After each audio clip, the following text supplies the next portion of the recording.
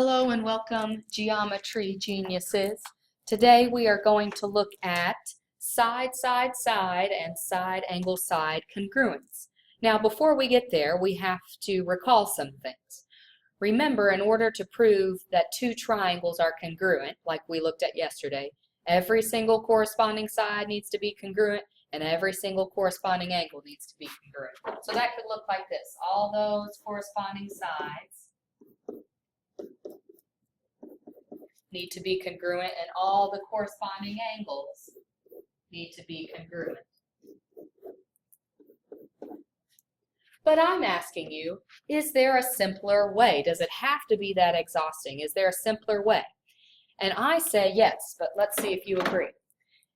So given this triangle here with side lengths 3, 4, and 5, can you come up with a completely different triangle? But the only restriction is you have to use those side lengths of 3, 4, and 5.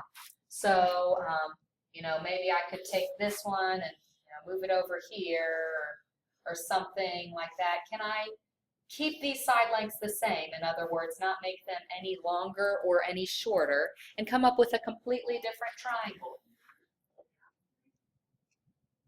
Well, that's pretty much the same triangle, except it's just flipped around, so that's not a different triangle. And we tried to move the other lengths, but we can't.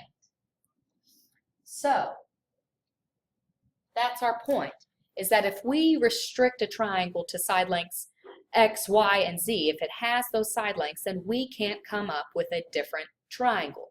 In other words, our first triangle and our second triangle are congruent.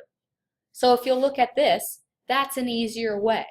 And it's called side, side, side, or SSS, side, side, side congruence. If 3 sides of one triangle are congruent to the corresponding 3 sides of another triangle, then the triangles are congruent. That's all we need to prove.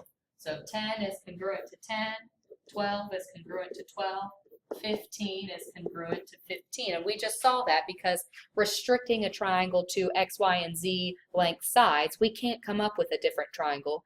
So if we can't come up with a different triangle, then they must be congruent. So we don't even need to know anything about the angles. We don't need to know anything about angle C and angle A and angle B. We don't need to know anything. If we know that 3 sides of one triangle and 3 sides of the other triangle are congruent, then those two triangles are congruent. So we can say that triangle ABC is congruent to triangle, let's see, ABC is congruent to triangle RST by what? What's our reasoning? Why can we say that those triangles are congruent? By side, side, side. So let's take a look at a proof of that. So actually, everything that we're stating, we're giving reason to it. So proving triangles are congruent using side, side, side. So when we do proofs, we write down a statement column. These are the things that we're going to say, and a reason column. That's a reason for everything we're saying, just so we can make sure we're not crazy.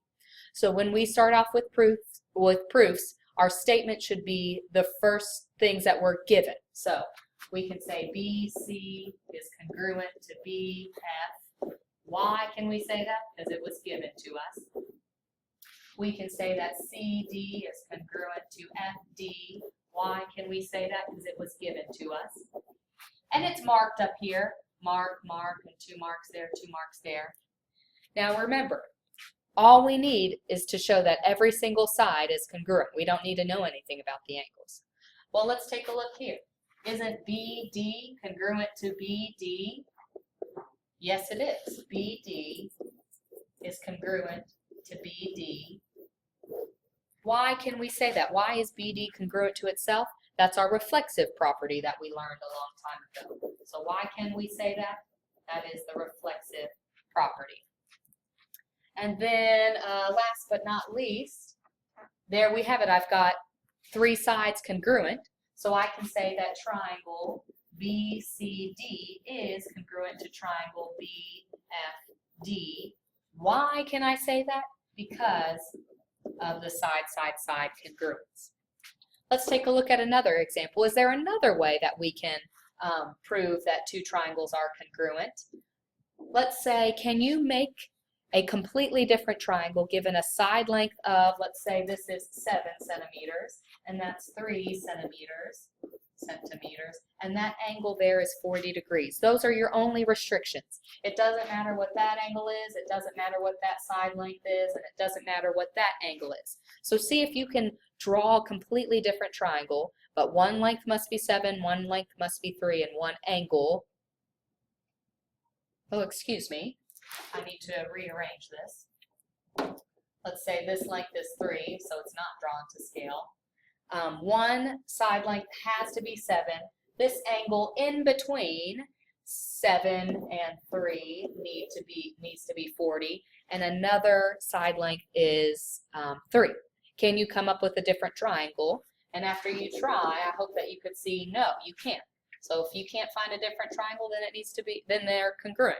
So that's another simpler way, is the side angle side congruence. So with two sides and the included angle would be like this angle here. This angle in between this side and this side, included would be this angle in between this side and this side. So in other words, it's an angle in between two sides.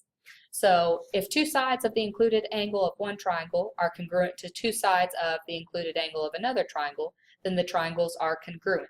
So it must be a side with an angle in between another side, a side and an angle in between another side. So we could say that triangle GJH is congruent to triangle KLH by side, angle, side. We don't need to know anything about the other side lengths or the other angles. As long as we see an angles in between two sides, then those triangles are congruent. Let's try one more proof here. If I've got this triangle here, if we're doing a proof, remember we write down our statements and our reasons. Our statements could be that ZW and WX are congruent. That's given to us in the drawing. So ZW is congruent to WX. Why can we say that? Because it was given to us in the drawing. We can also say that VW and WY are congruent. VW is congruent to WY. Why can we say that? It was given to us in the drawing. I can also say that angle 1 and angle 2, or angle W and angle W is congruent to angle W. Why can I say that? Because they're vertical angles, and vertical angles are always congruent. And so then that's good, because I have a side, an angle in between two sides, a side, an angle in between two sides. So that's all I need to prove that triangle VWZ is congruent to triangle YWZ. Why can we say that? Side, angle, side. The last thing I want to note is that this order, remember, is important. So remember, the corresponding side lengths and angles need to match up. But there is a simpler way to prove that triangles are congruent. Instead of showing that every single side and every single angle needs to be congruent, we can now limit it to if three sides of triangles are congruent, or if an angle in between two side lengths are congruent. That's all we need to know.